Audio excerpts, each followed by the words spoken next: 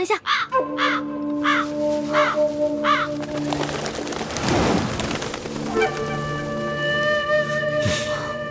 老大，你也太大惊小怪了，这只鸟就把你吓成这样。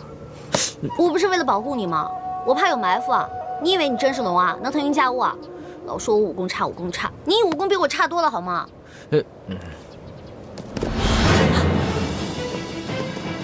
有埋伏！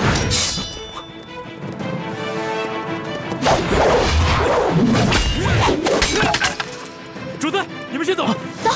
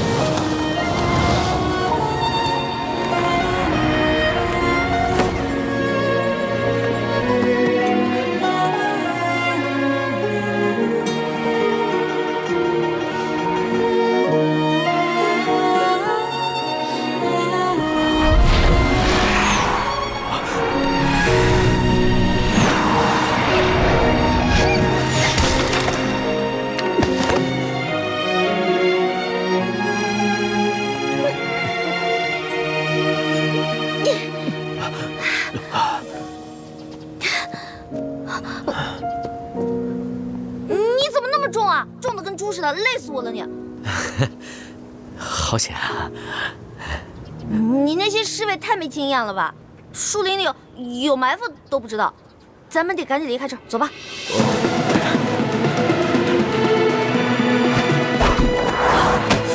龙小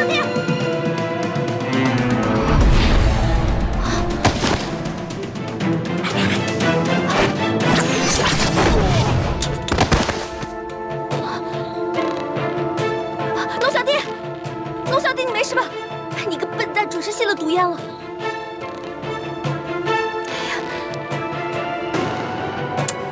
哎呀！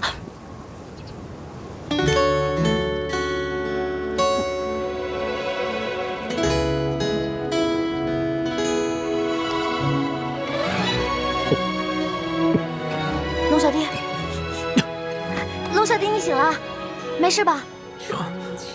老大，我做了一个好长的梦。做什么梦了？我梦到有一个美人在亲我。不正经，一醒来就不正经，是不是？老大，我呼吸不过来。你又怎么了？这装的还是真的呀？哎，你别吓我，龙小弟！龙小弟！龙小弟！满是花颜，心中细流。你又骗我是不是？没有，老大，我没有骗你，我是真的很难受。你再给我做一下。做。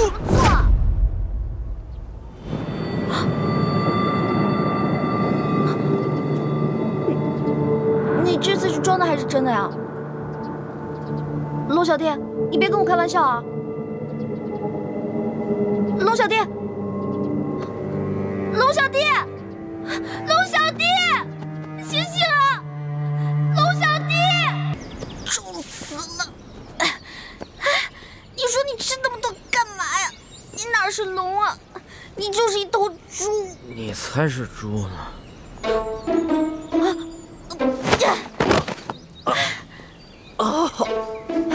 割到石子儿了！你干什么？要弑君啊？你有没有良心啊？我累成这样，你在上面给我装昏迷啊？不是，我哪儿装昏迷了？我刚才是被你撞晕了。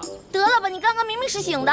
不是，我本来真的是晕着的，你走路摇摇晃晃的把我给摇醒了，我正想下来的，这不知道你这叽叽咕咕说什么呢，我就想听一下。没想到啊，你居然在背后说我的坏话，被我发现了以后，你还行凶把我扔在地上。恶人先告状啊！行，我躲开行了吧？别，哎，老大，你不是你别生气，我请你吃好吃的还不行吗？不是，哎，老大，哎，我这屁股坏了，我追不上你了。哎，老大，不是，你别生气，你听我说，我那时候，哎，不是，老大，你考虑一下伤残人士。走开！快走！二位，慢走啊！越来就好。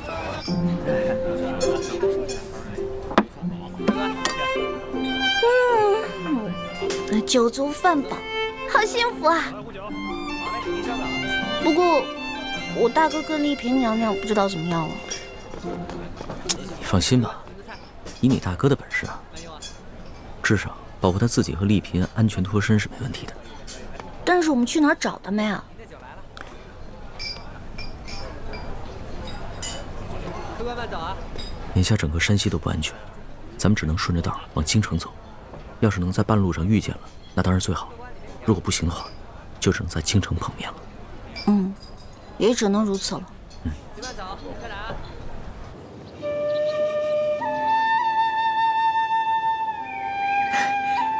大师兄，不是那儿，是这里。啊，怎么了？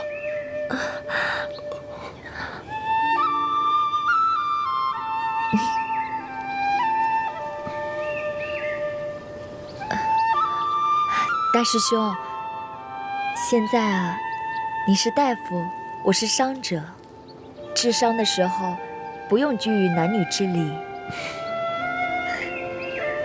来，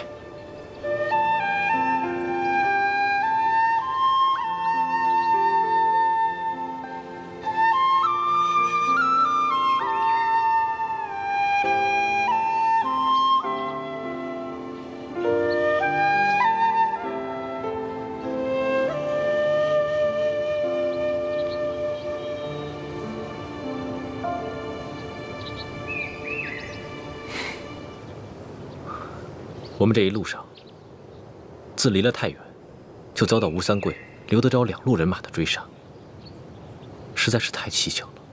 你的意思是说，为什么他们对我们的行踪和计划了如指掌？对，我怀疑我们内部出了奸细，很有可能。我估计，应该是康熙的侍卫里有内奸，多半是鳌拜的党羽。也可能是吴三桂的人。他在清廷当中安插了不少的眼线。既然这样，那我们就离间康熙和吴三桂的关系，让他们君臣内斗。我也是这么想的。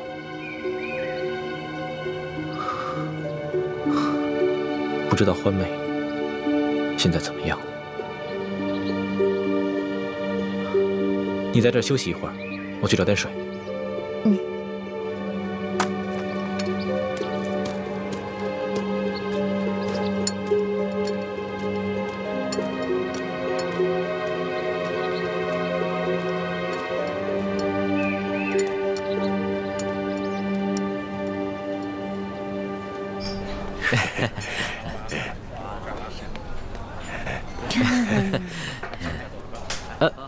钱呀！哎，老大，付账啊！我的钱都在你那儿呢。钱好像都掉在树林里了。哎，二位，你们谁付账啊？不是，那个掌柜啊，我们呢原本是有钱的，但是一不小心钱丢了，是不是啊？对。对。你怎么知道？哎呦，赖账的都这么说，我见得多了。不是，掌柜的，我没有想赖账，我们呢只是途中遇到了一帮劫匪，然后我们……哎呦，一会儿说遇上了劫匪，一会儿说丢了，这出来想混神儿，先把谎撒圆了再说。这真没撒谎，是谁撒谎了？真是吃了熊先豹子胆了。哟，哦，摆个臭架子吓唬我，是不是？你不是撒谎，那好，饭钱付了，哎，吃饭花钱这是天经地义，这个理儿说到皇上那儿也是这个理儿，对吧？皇上来这儿也是这个理儿，的确是这个理儿。不是，这掌柜的，我没有不给钱的意思。那你给钱，快把钱给了啊！老大，要不然你先把你那个金镯子拿出来，回头我给你买几个玉。不可能！这个金镯子是我另外一个兄弟给我买的生日礼物。那日在太原帮你当了一袋粮食，后来有一天好不容易赎回来了，这才几天还没带热乎呢，不能给你。掌柜的，要不然这样，我们呢给你写个欠条，回头我让人给你送过来，我给你送10倍，不对，我给你100倍。哎呦，啊呸！还10倍100倍，这混神的我见得多了，可没见过像你这么笨的。你撒着谎，小孩都不信。我真的没有撒谎，我家里真的很有钱。你别说10倍100倍了，1000倍10000倍我都给得起。掌柜，你醒醒好吧，好吧，回头真有重赏，还有重赏啊！哎呦嘿，我可等不及重赏了，我先赏你。小二，有还有吃霸王餐的，谁？他们俩给我捆了，送衙门。站住！一般遇到这种情形，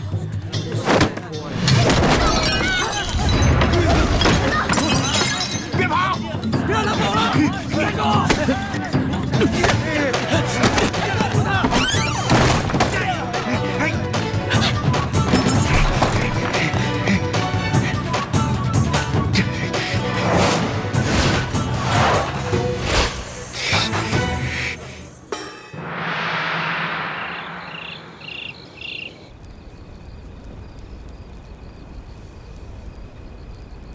想不到我堂堂大清皇帝，居然沦落到付不起饭钱，还被市井小民追着满街跑。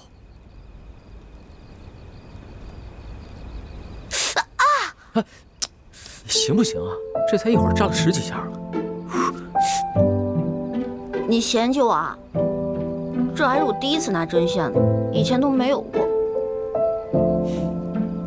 这么说，你是把第一次给我了？当然了。哦。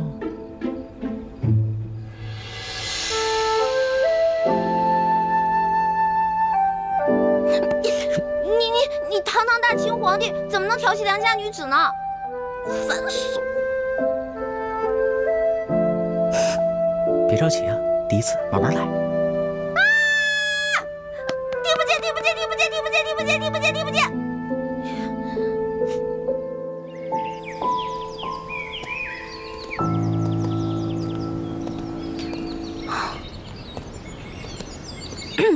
老大，这次回了宫以后，我一定要把这件衣服好好的珍藏起来。至于吗？不就缝得差了一点吗？你还存起来，好随时嘲笑我是吧？老大，我是跟你说认真的。我贵为天子，却被自己提拔的官员追得如此狼狈。这次出巡对我来说意义太重大了，所以我要收藏好这一件衣服，好时刻提醒自己做一个好皇帝。我要建立一套行之有效、提拔监督官员的制度，这样天下才能太平。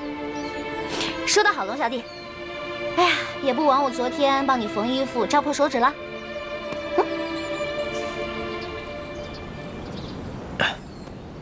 老大，这个我们待会儿去哪儿找吃的呀？距离昨天咱们吃的那个霸王餐已经12个时辰了，我前胸都贴后背了。放心吧，有老大在，绝不会让你饿肚子。走。哎，老大，你要不饿的话，你陪我。哎，老大，看到了吗？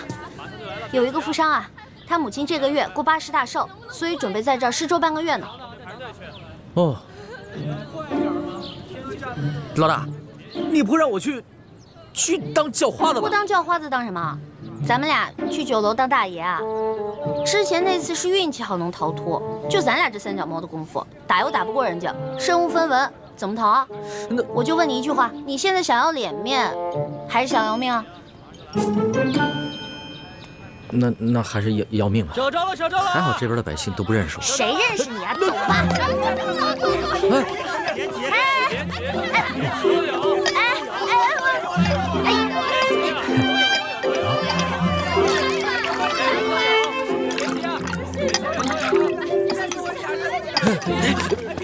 都有，别挤什么挤啊？明明是你挤我了。我挤你怎么了？我比你爹岁数还大，就你这样子，还和我们这些老不死的抢一碗稀粥，你知羞不知羞啊你？麻烦，再来一碗。没了啊，回去吧啊，没了。啊，没了啊，今天都没了，下次再来吧。哟，后生，你来晚了，这都没了。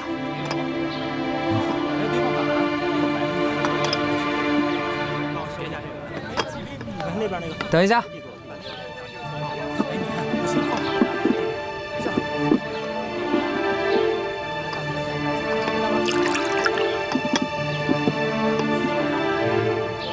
给。我说小后生，你可别嫌弃这碗刷锅水了，它总比一碗清水强啊，多少能沾点骨气。你不要，我要。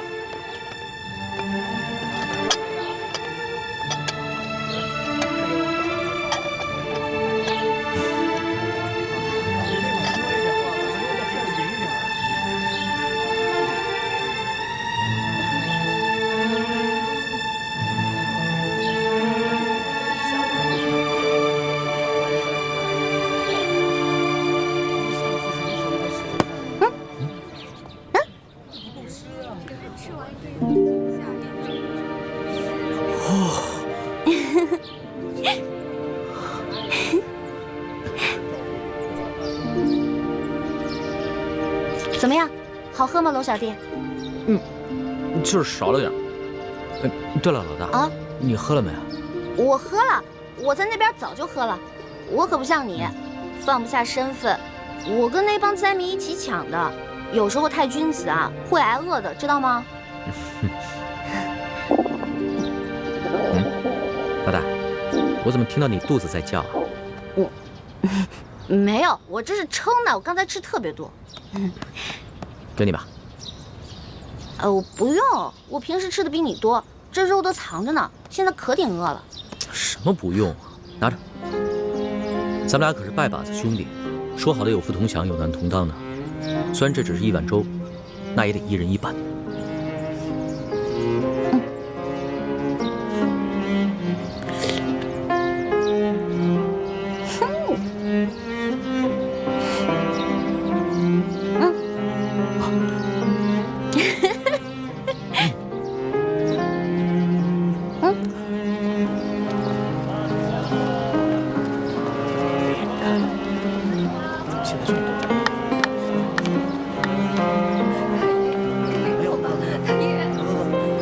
不行，我得想个法子尽快回京城。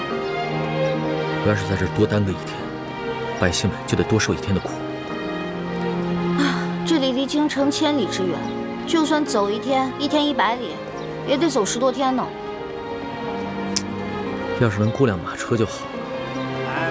雇马车啊，我问过行情了，从这儿到京城雇辆马车5两银子，你有吗？哎，我现在算是知道了，什么叫做有钱男子汉，没钱汉子难。老大，要不然你把那……公子，少一点吧，我真的没有了。得吃饭。谢谢公子，谢谢公子，真是。给我一点吧，好饿没有？老大，你就让我把那个金镯子给当了吧，等我回了京城以后，立马让人帮你赎回来。不行不行啊，我这个金镯子是我一个兄弟送我的，我那个兄弟心思很重的，如果他知道我把金镯子当了，他一定会很难过的。哎呀，你自己想办法赚钱嘛，别老打我金镯子的主意，行不行？好，我知道你是故意刁难我，我还就不信了，我挣不了这5两银子。这才是我的好龙小弟嘛，文武双全，什么都会，对不对？不过你想到什么办法赚钱了吗？老大，你的耳环呢？哦，这儿呢。哎，你的金镯子不能当，耳环可以吧？耳环是可以啊，不过耳环不值什么钱，只能卖10几个铜板。10几个铜板就够了，走。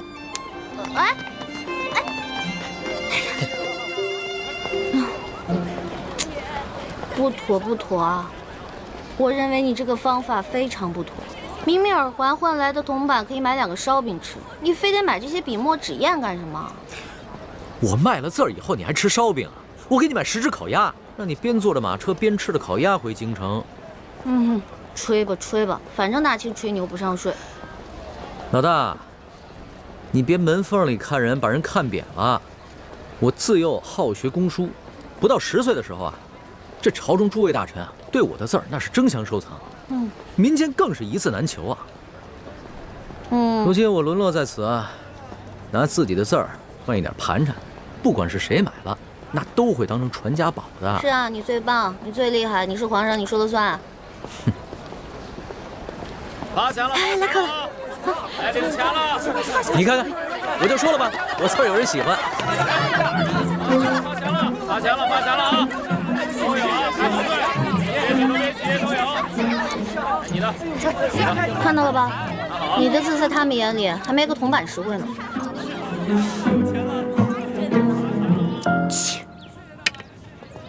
哟，这幅字笔画圆润柔美，清丽潇洒，颇有明代董其昌的风范呢。在世道好的时候，应该能卖几两银子。你居然能从我的字里边看出董其昌的风范，看来你对书法颇有研究啊！不瞒二位，在下萧凤生是也。啊，我想起来了，你就是山西第1大才子萧凤生是吧？惭愧惭愧啊！哎，你是否画过一幅古道西风图啊？有啊，不过我当时送给了京城一位友人。听说此画几经辗转到了皇上手里，皇上爱不释手。怎么，你见过此画？啊，那倒没有。我有一个乡亲啊，他有一个远房亲戚在朝中做官，然后我听过这个事儿而已。哦，哎，可是你为什么不卖字画，要在这儿乞讨为生呢？世道不堪，灾荒之年，老百姓连饭都吃不上，哪还有什么闲钱买我的劳师字字画呢？我又不愿攀附那些达官显贵，也就只得乞讨度日了。富贵不能淫，贫贱不能移，怪不得先生能画出连皇上都欣赏的大作来。这位兄台倒是萧某的知音呐，不过我也没有别的东西可赠，这枚铜钱我就赠与兄台，好歹也能买碗薄粥。告辞了。哎。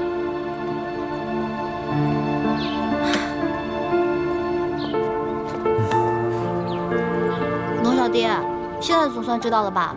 大臣们啊，觉得你的字值钱，并不是因为你的字写的有多好，而是因为你是皇上，天子墨宝谁不想要啊？那些富商要是知道你是皇上的话，倾家荡产也会买你的字的。老大，你就别再挖苦我。这趟微服私访，学到的东西实在是太多了，比在宫里边读的所有的书加起来还要多。响鼓不用重锤，那我就不多言了。哎呀，不过我要开始准备去给你赚路费了。我都赚不到，你能行吗？我，李欢，江湖就是我的天下，知道吗？哼。老大，你说的不会是这个地方吧？当然，一会儿看我眼色行事，知道吗？走。哎，老大。来，满镜离手了啊！来，当然买双，这边当这边双啊，这边全。满镜离手，来，当然买双，看这边啊！赶紧下注啊！好嘞，小李，你过去。运气这么差还赌呢？来，接着来，去！我说怎么没把他输呢？原来那有个小叫花子，滚！说谁小叫花子呢？告诉你，我们小爷有的是钱。哟，金元宝，真有钱啊！铜宝，还掏铜的。金镯子，谁呀？好，有种你跟本少爷比。好，赌就赌。好，来。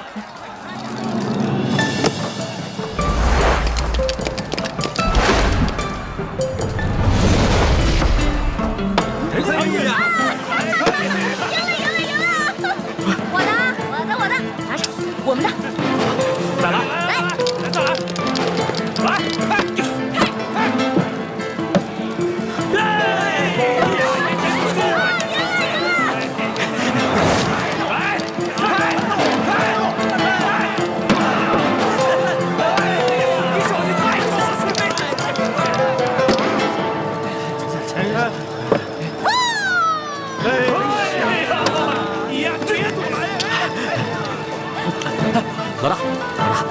算了，见我就收啊。哎呀，我正玩得兴起呢。老大，好，那个，最后一局了，小爷没时间了，最后一局了啊！最后一局，行，快压了，对，全压上，一把定翻回来，一把定输赢。对，好，没事，给我一把定输赢。对，来，豹子来了，豹子。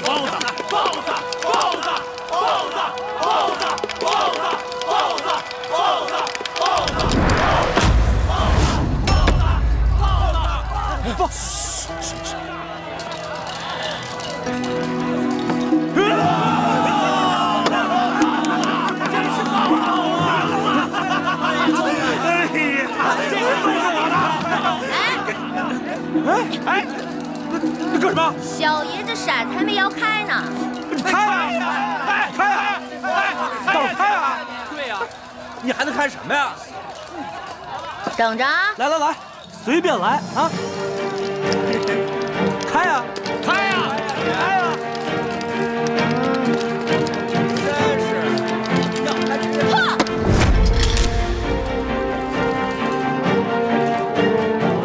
快开呀！看好了啊！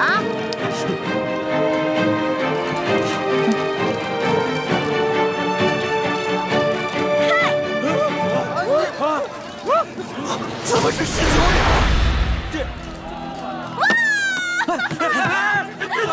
抢什么？都是我的！抢什么？这仨骰子怎么可能摇出19点啊？你出老千啊？不是，哎，肯定出老千。我说对呀，我又没多一个骰子，这是小爷的本事，自己没本事还怪我，有你这样的吗？不能算这个，这肯定出老千，咱不能让他走。这把不能算，再来一把。哎，官兵来抓土了！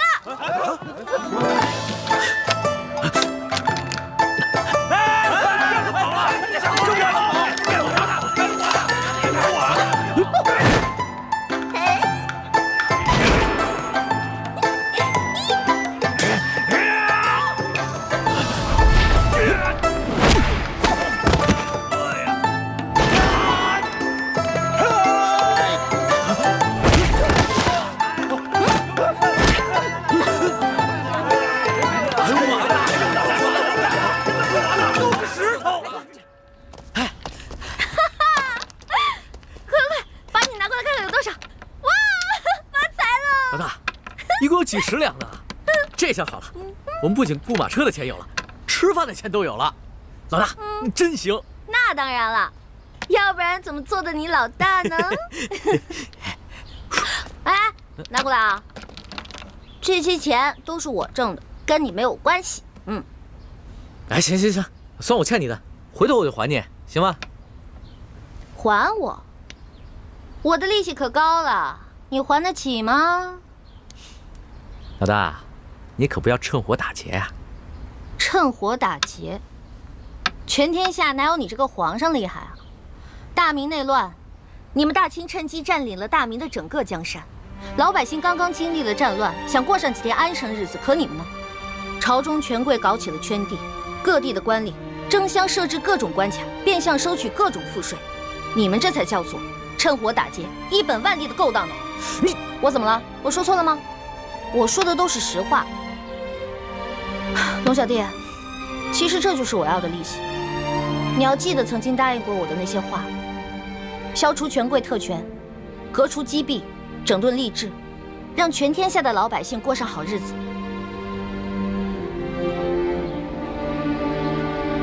好，我答应你，这个利息我一定还。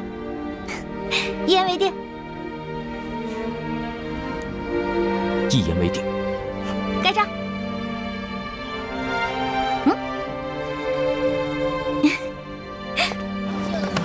没有，错了没有？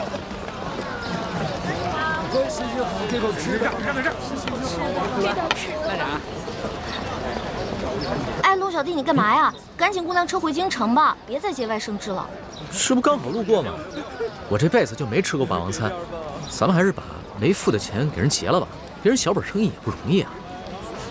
龙小弟还挺好面子，老百姓就怕皇帝不要面子，随便天下骂声一片，民怨沸腾，皇帝去装聋作哑听不见。放心吧，我这次出宫啊，这心也算是真开窍了。哎，走开走开！哎，两位客官，哎，请。掌柜的，这是上次欠你的饭钱，够吗？哎呀，二位，你们客气了，嘿，够了，够了，够了。是不是没想过我们会回来呀？哎呀，哪能啊！二位都是正人君子，肯定会回来。按照我的做派呢，就像你上次那么奚落我，就可以抵了这顿饭钱。不过呢，我小弟为人正直，非要拉我回来还你钱不可。哎呦，是啊是啊。哎，二位爷，不是小的粗俗势力，小本生意都亏不起。这么着，我再请二位用一餐，算我对你们上次那个赔罪，你看如何？不必。哎，可以，有酒有肉。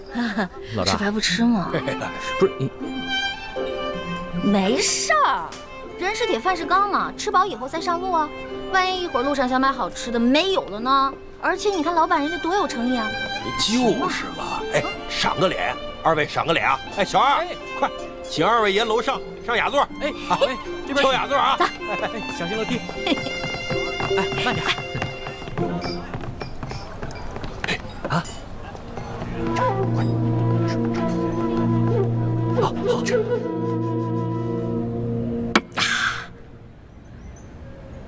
饿了2天，总算能饱餐一顿了。龙小弟，你现在终于知道了吧？为什么我这么贪吃？就是因为小的时候总挨饿，吃完上一顿，下一顿就不知道什么时候吃了。我总想着可着一顿饭使劲吃，使劲吃，这样就不会挨饿了。我明白了，老大，你就放心吧，以后我再也不会让你挨饿了。不光不让我挨饿，也要让全天下的老百姓都不挨饿。好，我努力，尽量做到。老大，我们现在是不是该过辆车回京了？可以啊，我们要把这些点心都带上，饿的时候可以吃啊。也是啊，这里的旱情虽然没有太原的严重，但是估计路上要买到吃的也挺难的。来，再吃点。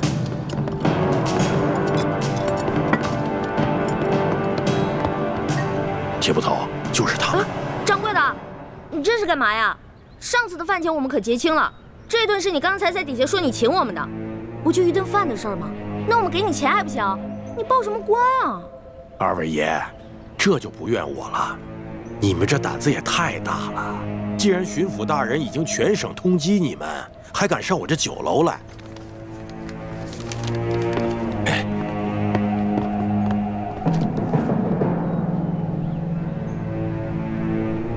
想不到我身为大清皇帝，竟然被自己任命的官员通缉，惶惶如丧家之犬。下一章。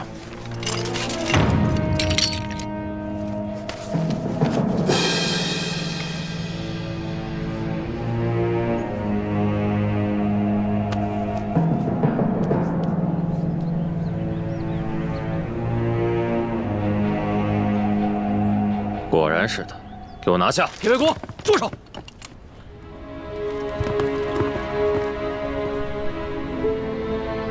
你认识我？我虽不认识你，但我知道你是谁。你做了20多年的捕头，破获无数刑案，抓过无数盗匪，屡受朝廷的嘉奖。去年你因公致残没了左手，皇上特意恩诏，命宫中的能工巧匠帮你打造了这只可以伸缩的铁手。你怎么知道我这铁手是皇上亲自下诏打造的？你知道我是谁吗？你是谁？你是巡抚大人下令通缉的要犯龙三。那你可知巡抚大人为何事要通缉我？当然知道，假冒钦差，伪造圣旨，勾结牛角寨的山匪，打劫官粮官银。铁卫国，你误会了，这通缉令上的案情另有内情。我乃是真的钦差，是皇上下密旨让我来山西公干的。公干？我铁某办案无数，不肯认罪的犯人见得多，但没见过你这么负隅顽抗的。巡抚衙门都已经定了罪，发海捕文书通缉你还在这满口跑马。我告诉你，有什么话好好随我回衙门说。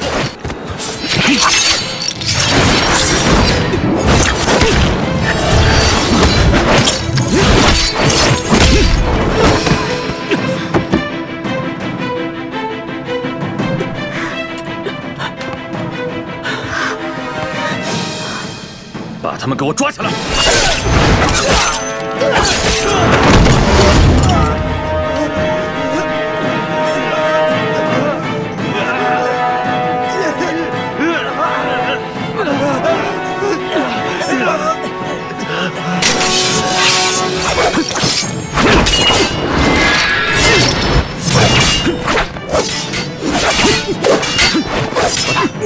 没事。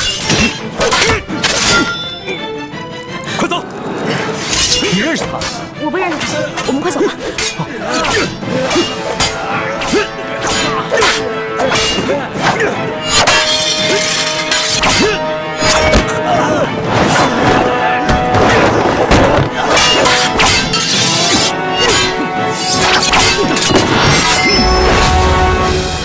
你是谁？铁卫国，看在你平时清廉勤勉的份上，今天我饶你不死。不过，你还是先在床上躺1个月吧。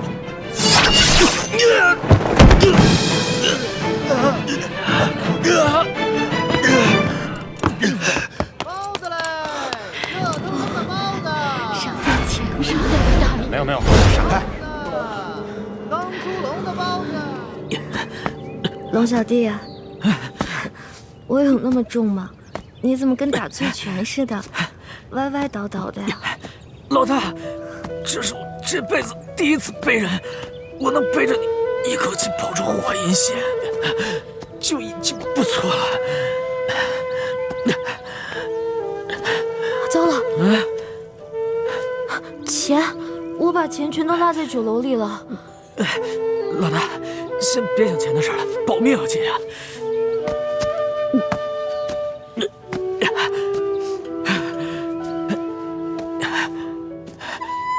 龙小弟，要不然你把我放下来吧，你可是金枝玉叶，别到时候把你的龙胳膊龙腿给你压坏了。不行，铁捕头的铁手是我亲自建造的，我知道他有多厉害，你一定伤得不轻。咱们得赶紧找一个地方，老给你包扎一下。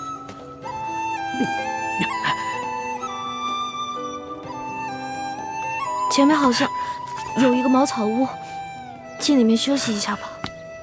啊，我也真的是快走不动了。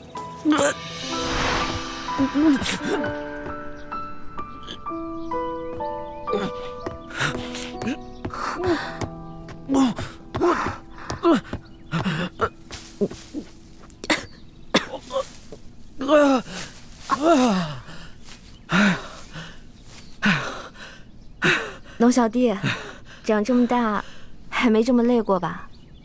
那是。哎呦，哎，你怎么流那么多血啊？你让我看。大惊小怪的，没见过世面吧？没事儿，你先出去，我自己看一下。你别闹，我出去。你想占我便宜是不是？告诉你，不许占我便宜啊！去，赶紧去，出去。真的？真的，快点走啊！走，快点儿！快点儿啊！快去！哎，不是，你确定你自己能行？我确定。去。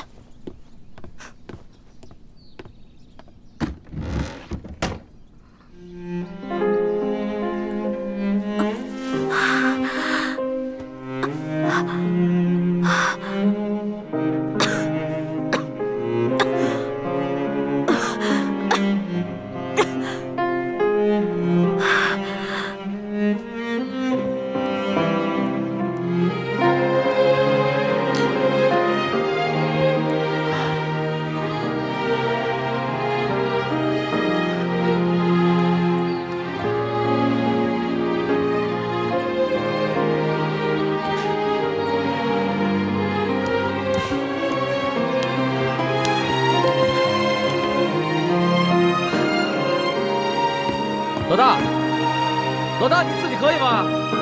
你怎么不说话呀？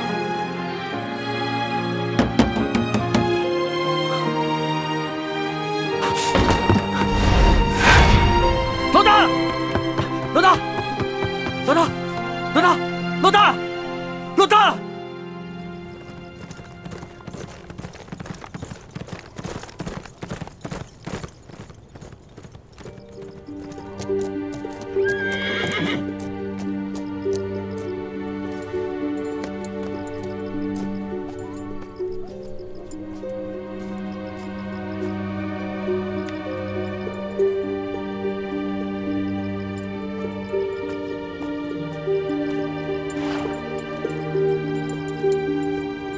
大师兄，叶师弟，你不是跟着樊师妹一起，随着吴应奇进京了？吴应奇这几日游山玩水，一直拖延进京的时间。几日前，我和樊师姐发现，这次伏击打得并不顺利。那龙大人的手下武功个个都不弱，前去搬救兵的人当中，我们杀了3个，跑了2个。二公子，卑职办事不力，愿受责罚。罢了，你已经尽力了。继续暗中追查龙大人的下落，想办法把龙大人的行踪透露给刘德昭。可是刘德昭也有把柄在龙大人手上，就算他真的抓住了龙大人，也未必敢杀了他。卑职担心他们2人化敌为友，暗中达成交易，这对我们来说，是不是太不利了？所以你更要掌握好时机，杀了龙三之后马上撤离，让刘德昭的手下晚到一步，替咱们把舒剑之死和龙三之死这2口黑锅都给背了。卑职明白了，卑职这就去办。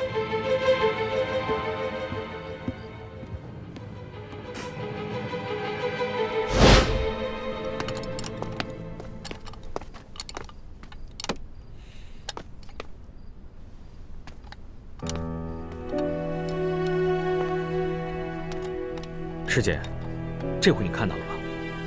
吴应奇根本就不像我们接触的那么简单，他表面上看起来温文尔雅，实际上就这么狠毒。不，我不相信。也许他只是听命于吴三桂的安排，不得已而为之。好，就算是奉命行事，那你现在也应该可以看出来了吧？他那么有心机，根本就不像我们平时接触的那么简单。也许他跟我们一样。我们不也听从于师父的安排，去算计他吗？樊师姐，我能感觉到你对吴应奇很有好感，我不想打击你，相反，在师父的面前，我还会替你打掩护。但是我还是要提醒你，你千万……我心里有底。好，那不多说了。吴三桂已经派人去追杀康熙了，大师兄他们还蒙在鼓里，我现在必须连夜赶去给他们报信。你去吧。吴应奇这边，我就说你在山西有个旧友，去探望他，与我们在京城会合。好，那就这样。所以我就连夜赶去太原书府，想给你们报信。我料扑了个空，我就一路找到这里来了。叶师弟辛苦了。其实我早就知道，在追杀我的人当中，有吴三桂派出来的杀手。你赶紧回去吧，别让吴应奇起疑。你不用担心。吴应奇现在对樊师姐很是信任，我还是留下来，同你和雪师姐一起寻找康熙和奕欢吧。叶师弟是不放心小师妹吗？是啊，我是不放心小师妹。你和雪师姐武艺高强，不论是刘德昭派来的官兵，还是吴三桂派出的杀手，都奈何不了你们。可小师妹呢？你放心，只要有我在，小师妹不会有事。是吗？我今天在淮阴县的大街上碰到了山西第1名捕铁卫国。你的意思是，欢妹遇到了铁卫国？若是其他捕快，欢妹可以勉强应付；但如果是铁卫国，欢妹不是他的对手。打起来了吗？我当时看铁卫国带着几个捕快行色匆匆，又想起城门旁新贴出的周拿你和龙三的告示，就留了个心眼，暗中尾随。没想到，他们真的是去捉拿康熙和小师妹的。康熙和小师妹在酒楼里被人认出来了，那掌柜的暗中报了官。华妹实在是没有经验，怎么能在这个时候去酒楼这种公开的地方？大师兄倒是经验丰富啊，为什么还是没有保小师妹周全？今天若不是我及时赶到，他们就……可小师妹还是受伤了，伤得重吗？你说呢？她被铁围国的铁手抓伤了锁骨，肯定伤得不轻。等我解决了铁围国他们，追出酒楼，小师妹跟康熙已经不知去向了。倾城也受伤了，无法行走。我将她安顿在城外土地庙里。这样吧，你还是先照顾雪师姐吧，我会尽快找到小师妹的。你放心，小师妹现在和康熙在一起，就算我找到了他们，我也不便现身。我会第一时间通知你，让你和雪师姐赶去与他们会合。有你在她身边，我放心。暂时只能这样了，多谢你，叶师弟，多加小心。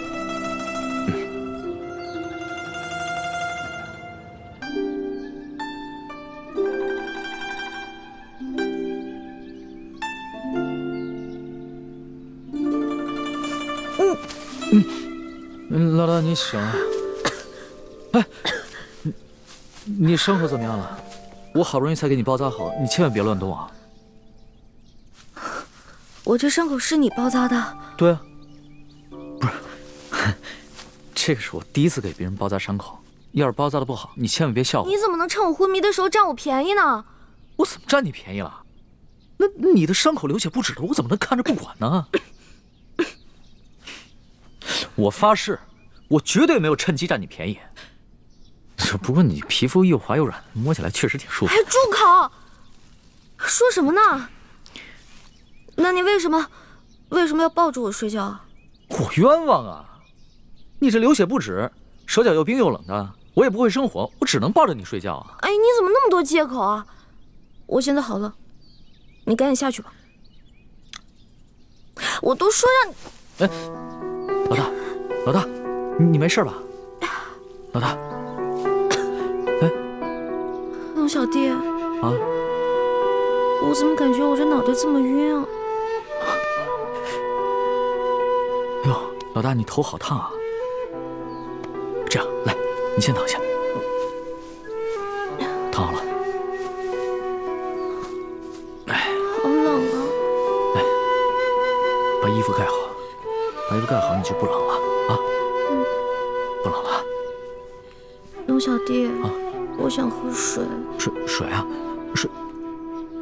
水，你等着，我去给你找水去啊。嗯。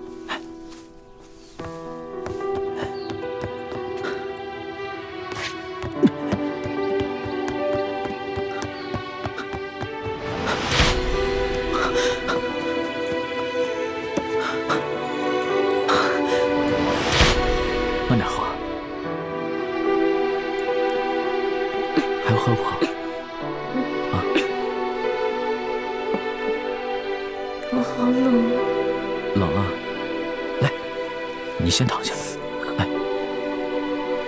来，躺下。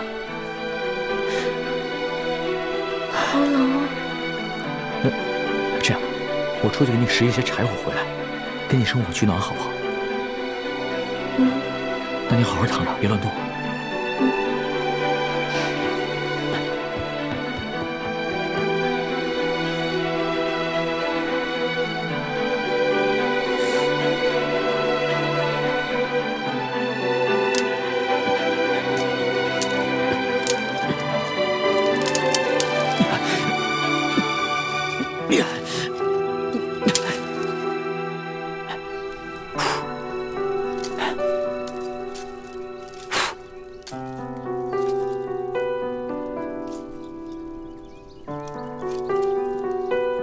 龙小弟，啊，折腾了这么半天，我怎么还没升上啊？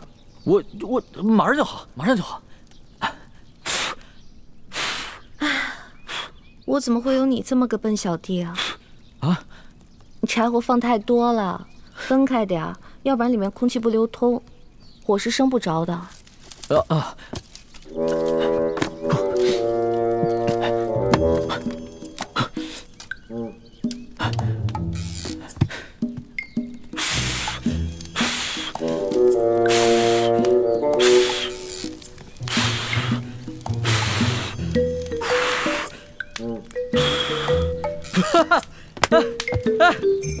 这可是我第一次把火给升起来了，不容易啊！你这个就叫做四体不勤，五谷不分。我怎么就五谷不分了？你看看这是什么？我顺道拿了2个地瓜，我现在就烤给你吃。顺道拿的？我看你是偷的吧？我会把钱补给主人的。哎呀，前几日我拿了人家1只鸡，你当时怎么跟我说的？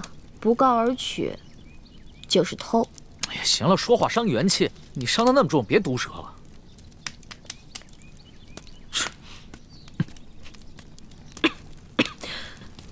你搓上面的泥干什么呀？那个泥不用搓，连皮带泥放在火边慢慢的煨就可以了。不是，这不把泥搓掉了怎么吃啊？哎呀，我发现了，我这个龙小弟啊，不仅江湖经验差，生活常识也没有。这个泥烤干了以后一掰就掉了，里面的地瓜是干净的。如果这个地瓜外面没有一点泥一起烤的话，里面就糊了。反正老大你江湖经验足就行了，小弟我又学到本事了。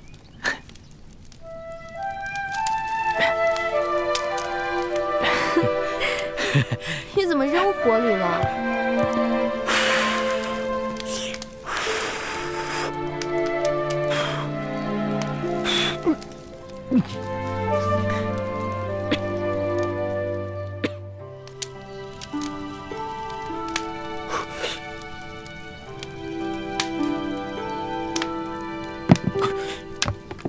哎呦！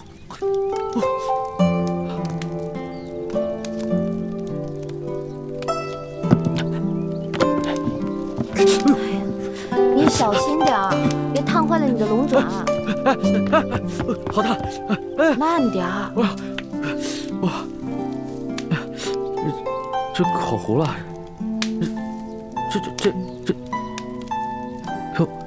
这芯里还生着呢，那我再去给你烤烤。哎，不用了，我没有你那么挑剔。再等你学会烤地瓜，估计老大我就变成干尸了。好吧。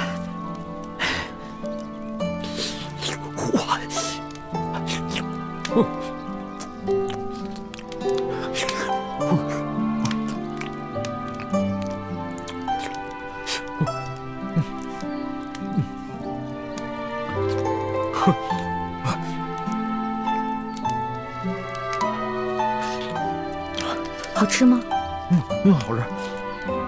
我以前做攻略啊，都没吃过烤地瓜，没想到地瓜这么好吃。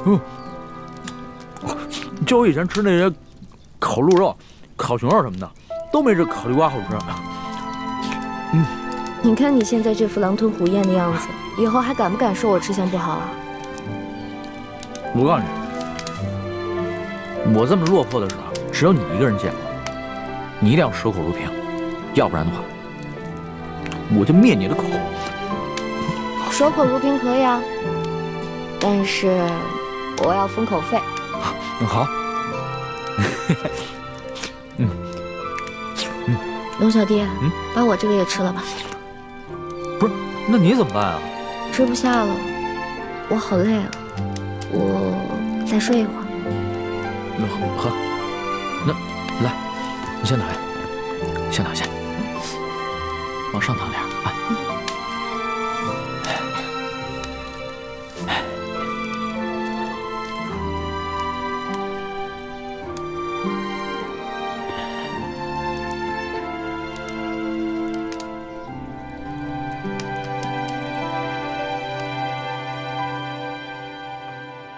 李兄，好久不见。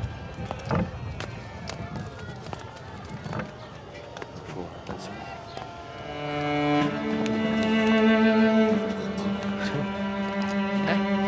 来我这命吗？不要。哎，价钱好说，大结实。你看看这个，不错吧？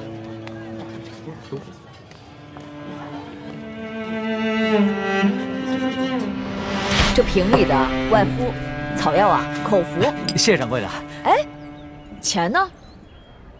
掌柜的，我今日出门的时候忘了带钱，你能不能让我先赊一下账，改日我连本带利一起还你？去，没钱买什么药啊？掌柜的，你行行好，我妹妹她已经病得不省人事了。我这开的呀是药铺，又不是慈善堂。再说了，这救济百姓啊，乃是皇上和官府的事儿，又不是我这个生意人能做的。你要怨，就怨皇上和官府吧，别怨我。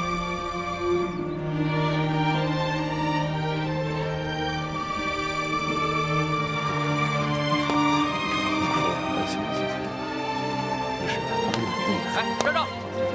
过来，你站住！手上拿你。哎，站住！这怎么走吧，走吧。你过来，走吧。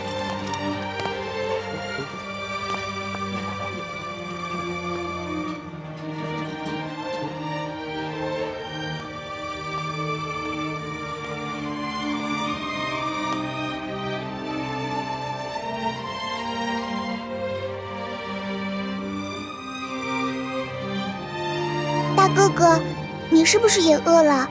你也想吃烧饼吗？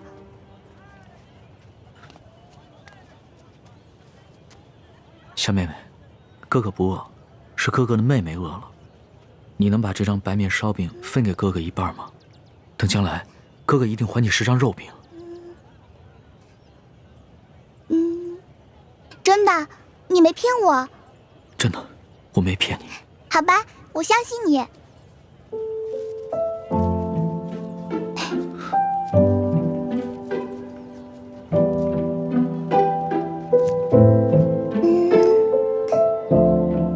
你将来要请我吃肉饼，这块大的给你吧。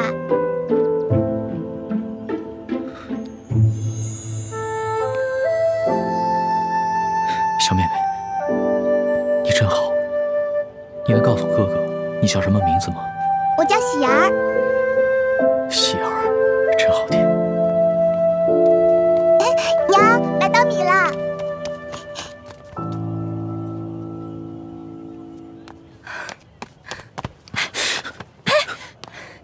哪来的没脸的东西，居然敢骗一个小孩子的烧饼！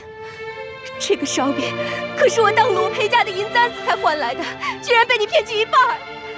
这个大嫂，我没有骗你，我只是暂时落了难。等我回家有了钱，我一定还给你10张烧饼。还？你骗谁呢？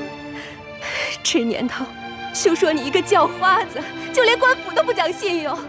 说好的每人每户1两银子1担米，结果呢？只是给了这么点发了霉的陈年糙米。你们淮阴县也是如此吗？哪年赈灾不是如此？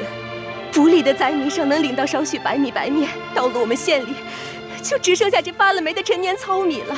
再到下面各个乡村，剩下的就只能是糠皮了。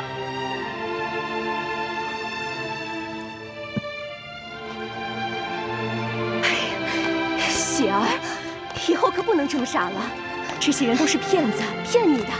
喜儿，你一定要相信哥哥，哥哥将来一定会还给你10张肉饼的。我呸！还不快滚！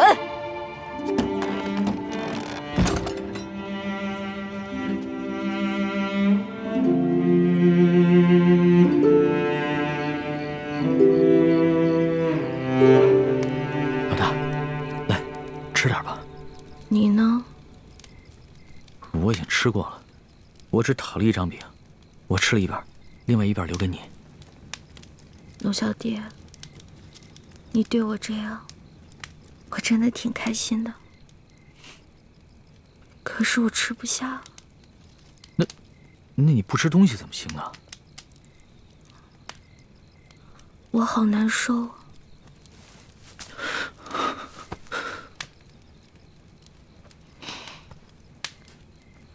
龙小弟。我这个老大，可能要先行一步了。别说胡话，咱们2个可是拜过把子的，说说好了要难同党，同生共死的，所以为了我，你一定要撑下去。我尽力了。你知道我最怕什么吗？第一是恶，第二是丑，第三就是死。龙小蝶，我也好想陪你回京城。可以的。我还想去收那些你欠我的利息呢。放心吧，人不死，账不烂。你一定好好撑着。要是你不在了，我赖账了怎么办？你不会赖账的，你还会整顿吏治，革除疾病，让老百姓过上好日子。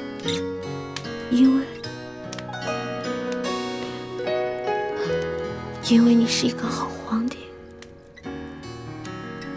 我之前说过，你是天底下最不该爱的人。可是我现在收回这句话，你真的很好。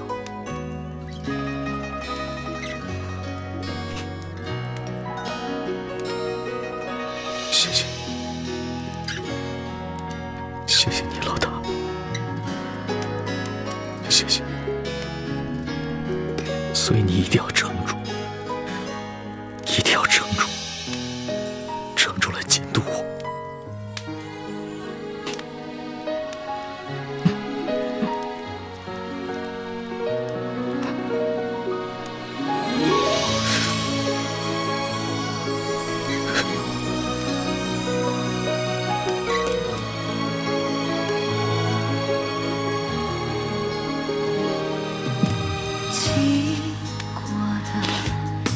龙小蝶，你哭了。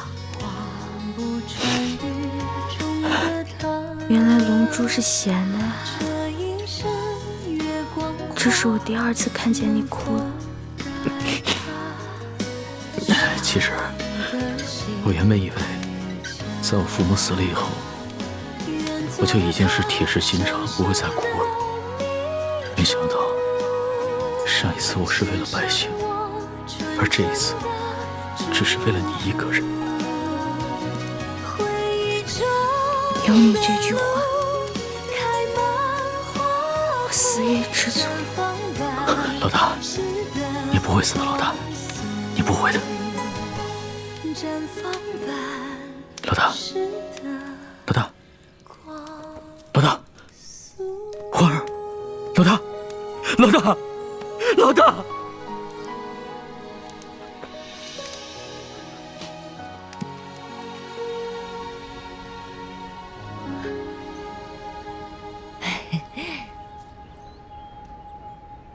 掌柜的，咱们可是说好了啊，这个金镯子我只是暂时抵押在你这儿，你一定要好好保管，改日我一定会赎回来的。放心吧，我是生意人，这药铺开了多少年了，做生意的讲诚信，懂规矩。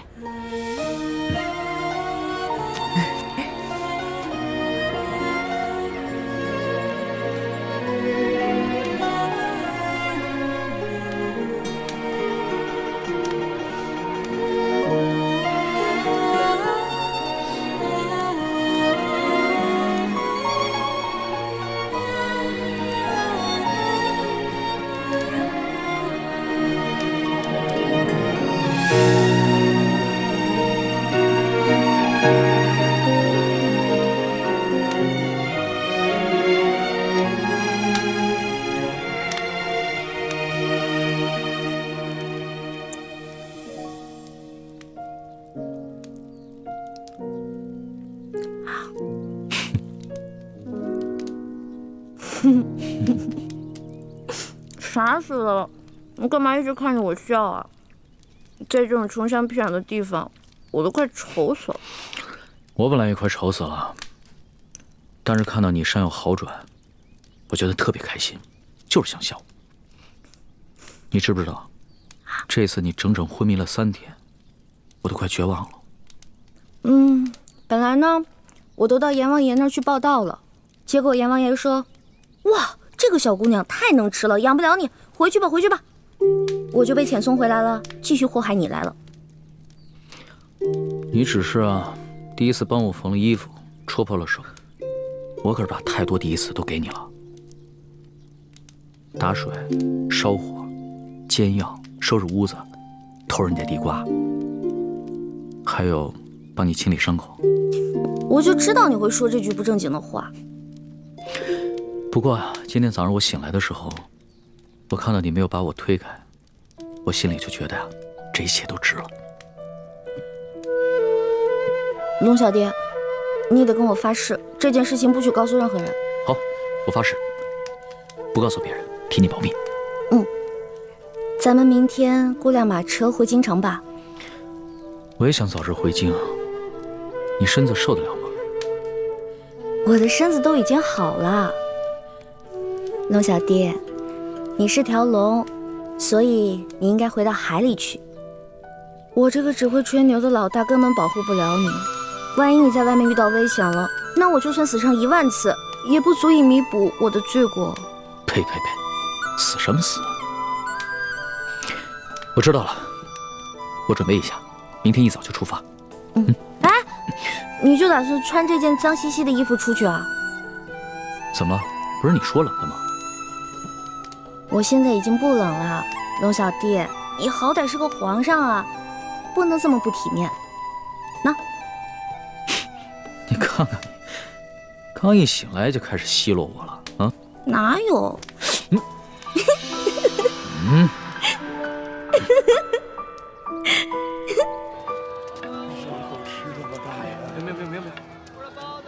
客官，您的药都包好了，来，您拿好。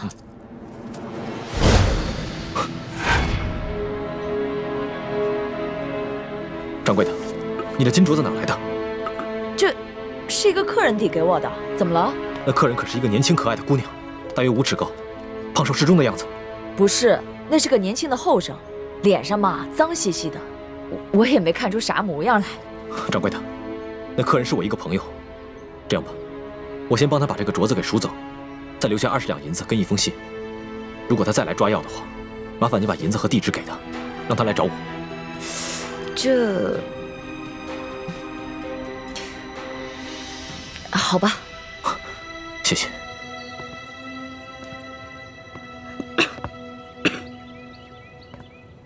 龙小弟怎么还不回来？是不是发生什么意外了？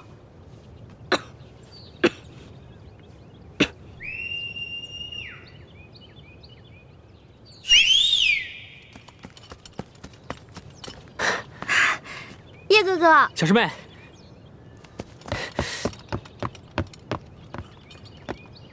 叶哥哥，你怎么才来啊？我早就来了。这几天我四处寻你，可我发出的讯号，你为什么一直不给我回应啊？我这2天不是重伤昏迷了吗？所以就没听到你的信号。你昏迷了？伤得这么重？没事儿，你看我现在都好。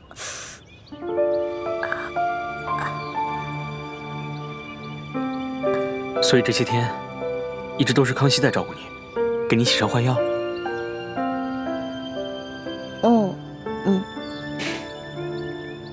好了，外面风大，我们进屋说吧。好，进来吧。快进来，坐。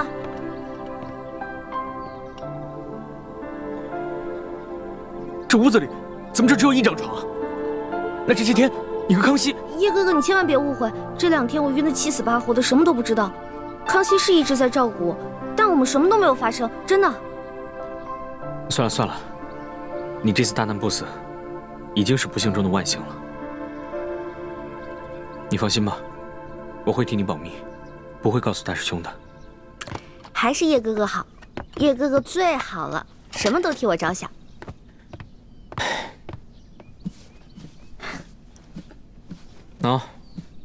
给你，这次别再弄丢了。这个金镯子怎么会在你这儿？不是龙小弟给当在药铺了吗？淮阴县本来就不大，整个县里只有1家药铺。今天早上大师兄去给雪师姐抓药的时候，雪姐姐怎么了？生病了？雪师姐也受伤了，而且伤得很严重。不过他是因为保护大师兄才受伤的。薛姐姐对大师兄是真的好。大师兄去抓药的时候，突然发现那个药店的女掌柜手上居然戴着这个金镯子。大师兄把这个金镯子赎回来交给了我，让我继续寻找你和康熙。他和雪师姐就在落脚的土地庙里等消息。我这几天把淮阴县东南西北方圆20里的地方都找遍了，给你发出的信号你也不给我回应。不过好在今天总算找到你了。辛苦了叶哥哥，但是你千万别误会，这2天我一直昏迷，什么都不知道。我们身上实在是没钱了，所以龙小弟为了救我的命，才把这个金镯子给当的，给我换药。你不会生我气吧？我当然生气了，不过我气的不是你最终把这个金镯子当给了药铺，而是你为什么不早点拿它换钱抓药啊？金镯子比你的命还重要啊！我不是怕我当了以后让你伤心吗？有你这句话，我就很知足了。哎，叶哥哥，天马上就要黑了，你赶紧走吧，不然等龙小弟回来该看见你了。好，那我现在就去告诉大师兄，让他和雪师姐来找你会合。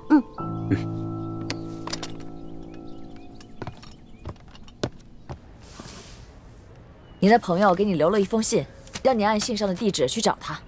谢谢掌柜。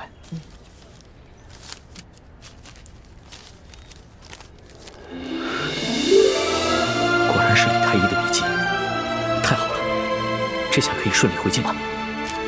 谢掌柜的。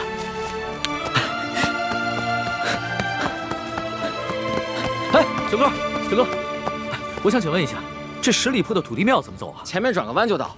不过这土地庙出事儿了。出什么事儿了？就在1炷香前，一大堆官兵过去，说是捉拿什么通缉要犯。我劝你啊，还是别去了。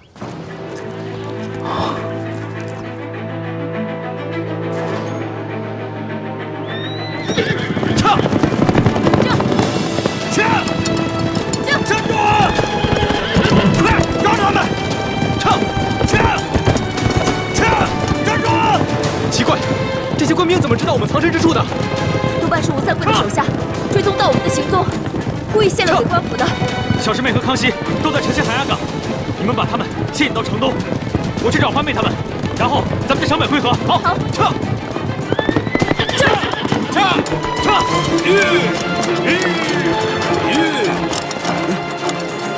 这2个才是通缉令上的要犯，不要中了调虎离山之计。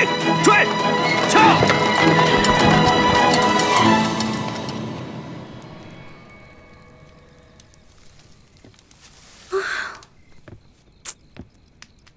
这龙小弟怎么回事啊？我好不容易跟猪哥哥他们会合了，龙小弟不会出什么事儿了吧？呸！乌鸦嘴！龙小弟一定没事儿的。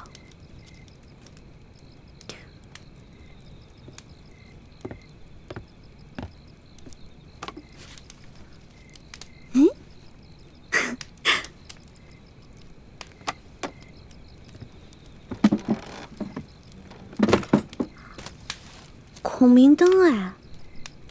哦，我知道了，原来这家是靠做小手工维持生计的，后来逃难了，所以这些东西就放在这儿了。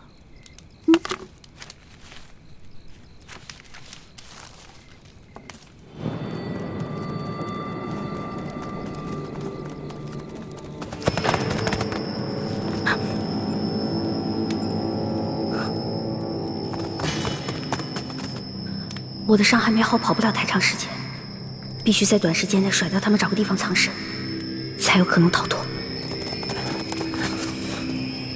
屋里只有那个丫头在，记着留活口，只要有她在咱们手上，她哥哥武功再高，咱们也不怕了。是，走。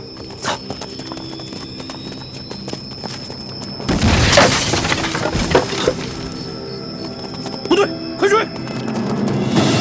这边，快！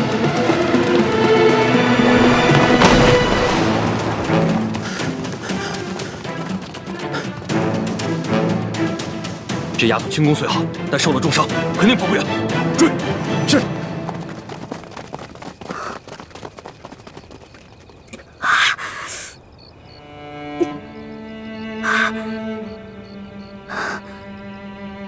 一环，别怕，你一个人逃了，只活了一个李一环。可龙小弟若是活着，就能救天下无数苍生的性命。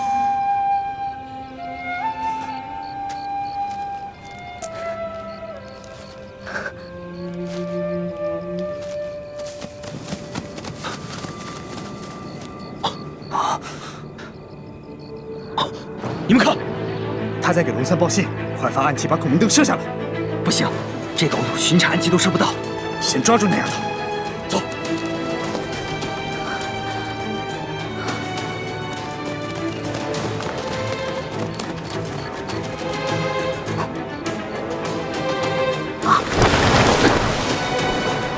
简单的追！